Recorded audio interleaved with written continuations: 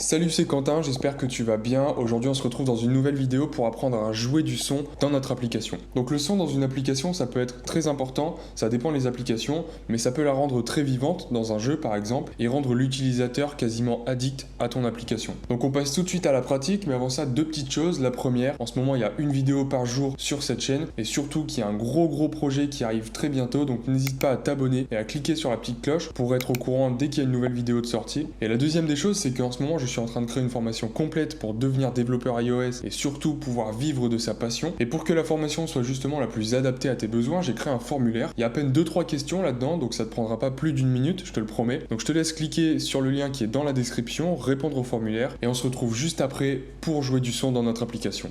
Ok, c'est parti. Donc dans cette vidéo, comme prévu, on va apprendre à jouer un son dans notre application. Donc là, ce qu'on va faire, c'est juste un petit audio player, en fait, une petite application qui permet de jouer une musique, donc qui permet premièrement de jouer la musique, d'appuyer sur play, de la mettre en pause, mais aussi de rembobiner la musique, de repartir à la musique à partir de zéro. Donc là, ce qu'on va faire, c'est un peu comme une application qui joue des musiques, en beaucoup plus simple bien sûr, mais on aurait très bien pu utiliser les fondements, les notions qu'on va voir dans cette vidéo pour implémenter des sons dans un jeu par exemple. Donc je t'explique rapidement ce que j'ai fait, j'ai juste créé mon interface, pour l'instant j'ai écrit aucun code qui va servir à jouer un son.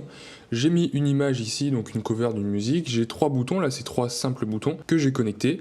J'ai également importé une musique ici, donc c'est les seules choses que j'ai fait. Donc ce qui est important, c'est d'importer tous les fichiers son dont tu auras besoin dans ton application. Et donc là mes boutons, on peut le voir, si je vais dans mon view controller, c'est ces 3 boutons qui sont connectés ici. Je n'ai rien fait d'autre. Donc ce qu'on doit faire maintenant pour jouer un son, la première des choses à faire, c'est importer le module AV Foundation.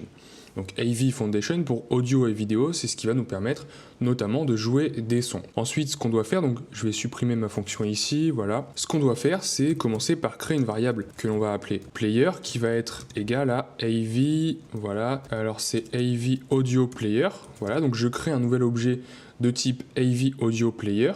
Et ensuite, dans ma méthode viewDidLoad, eh bien, je vais aller chercher le fichier son qui est dans la mémoire du téléphone. Donc ce qu'on va faire, c'est tout d'abord créer un bloc doCatch, puisqu'en fait à l'intérieur on va écrire des lignes de code qui peuvent renvoyer des erreurs.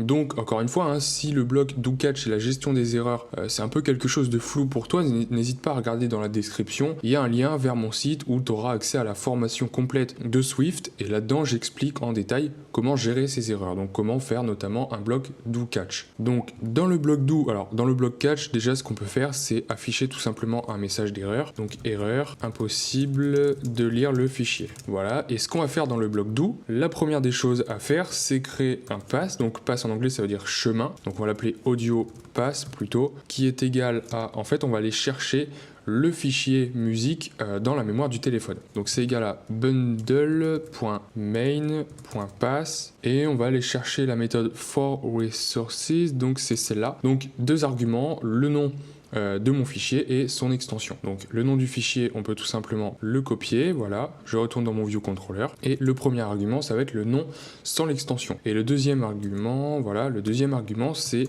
MP3, donc sans le point. Donc pas de problème, si ton fichier n'est pas au format MP3, il y a plusieurs formats qui sont acceptés par iOS et par Xcode.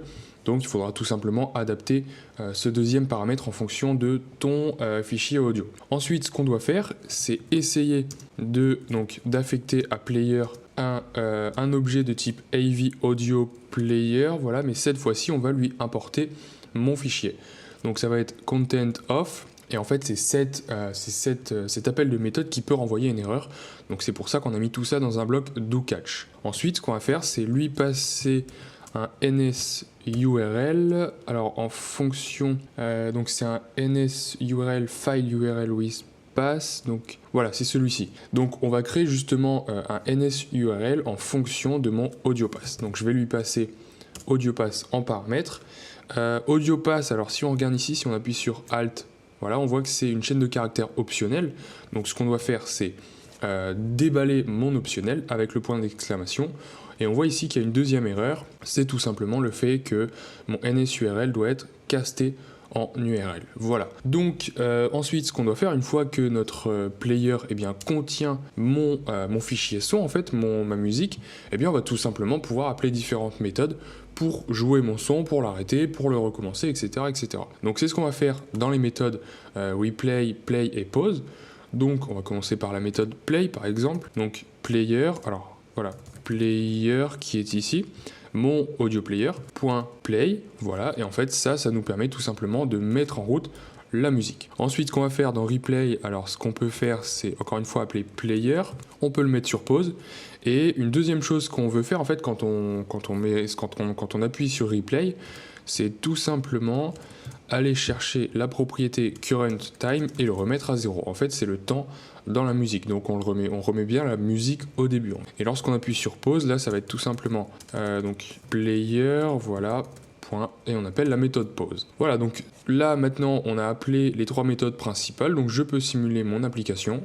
Donc voilà, mon application s'est lancée, je peux cliquer sur le bouton play, hop, voilà. On entend bien la musique qui se lance. Donc ensuite je peux cliquer sur pause, là la musique est mise sur pause.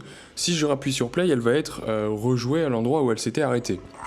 Voilà, donc je peux cliquer sur replay aussi, et là du coup la musique va recommencer à partir de 0. Donc si j'appuie sur play, voilà, la musique a bien repris au début. Donc voilà, n'hésite pas à me mettre dans les commentaires toutes les idées qui te viennent en tête pour utiliser justement le module AV Foundation et mettre de l'audio dans tes applications. N'hésite pas à me faire part de toutes tes idées dans les commentaires. Et sur ce, n'hésite pas à t'abonner pour ne pas manquer les prochaines vidéos. Donc j'espère que cette vidéo a répondu à tes questions, et maintenant si tu veux aller plus loin et devenir un expert, un pro dans le développement des applications iOS, eh bien j'ai créé pour ça, comme je te le disais en introduction, une formation. Donc cette formation elle est peut-être déjà à créer au moment où tu regardes cette vidéo, donc je t'invite à regarder dans la description. Il y aura un lien qui va te mener directement sur la formation si celle-ci est déjà créée. Et si elle n'est pas encore créée, si je suis encore en train de la faire, eh bien le lien te mènera vers une page d'accueil où tu pourras juste me donner ton adresse email. Et dans ce cas-là, je t'informerai dès que la formation sera disponible. Sur ce, n'hésite pas à me lâcher un gros like sur cette vidéo, à t'abonner à cette chaîne. Et moi, je te dis à très bientôt.